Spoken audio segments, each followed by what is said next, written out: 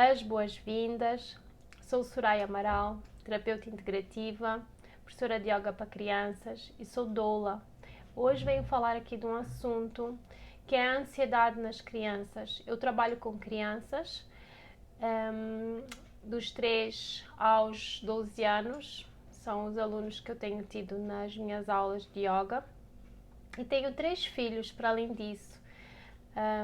Um de 3, um de 5 e uma menina de 8 anos, que este ano em particular, pela exigência da escola, ela tem passado por vários desafios, e não só pela exigência, mas sim por outros fatores que se têm dado mesmo em contexto escolar. E durante este ano, desde o início, setembro é a altura em que o ano letivo aqui em Luanda começa, eu vi-me a transferir algumas coisas, não é? Ou que eu poderia estar a transferir, não é? Algumas coisas para a minha filha como mãe, ao exigir dela algo que lhe estava a ser exigido também a ela. Eu fui-me policiando, fui percebendo nela, não é, o que é que se levantava, e também reparei que não só com ela, como também nas relações próximas e em aula com alguns dos meus alunos, algumas das minhas alunas, esta ansiedade se levanta, e não só a ansiedade, mas também outros aspectos. Eu sei que quando os meus filhos estão em birra, eu preciso de revisitar alguns aspectos meus. Este já tem sido um trabalho meu de autoconhecimento desde sempre, desde que a minha filha nasceu. E hoje eu deparo-me com a questão da ansiedade nos meus alunos da mesma maneira. Qual é que é aqui a grande questão? É que a criança em si, ela não tem a ansiedade. Ela desenvolve ou vai se levantando esta ansiedade como uma transferência dos pais para ela. A criança não sabe, ela só sabe aquilo que ela vivencia. Ela pode sim não ter mecanismos para vivenciar certas situações estressantes que se passam com ela, como esta exigência muitas vezes escolar. E então, por não ter mecanismos de defesa, ela vai sim desenvolver esta dita ansiedade.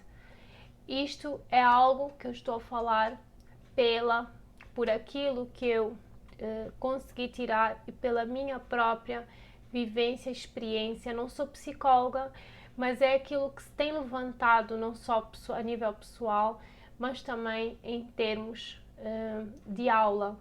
E sempre que um assunto se vai levantando, ele é trabalhado com as dinâmicas na aula, não é?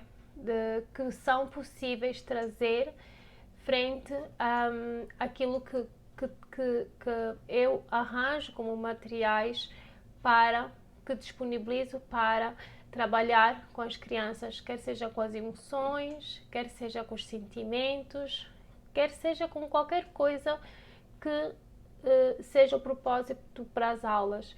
E estas questões vêm muito ao de cima quando estamos nestes momentos e as crianças, na sua inocência, acabam por partilhar aquilo que lhes é mais vívido em si, não é? E então uma criança dizer que é ansiosa e afirmar e voltar a afirmar, principalmente crianças na pré-adolescência e na adolescência, é muito delicado, não é? Que elas não sabem o que isso é e isso lhes é afirmado. O eu dizer à minha filha que tu és isto, tu és aquilo, vai causar nela, não é? O perceber que ela é mesmo aquilo, não é? E ela apropriar-se de que ela é aquilo, não é? Quando é sabido que a ansiedade se nós olharmos para ela, nós não somos ansiosos, nós tornamos-nos ansiosos pelas situações, não é? A ansiedade por si só são sintomas que se levantam em nós, não é? Consoante os conflitos que a gente vai vivendo.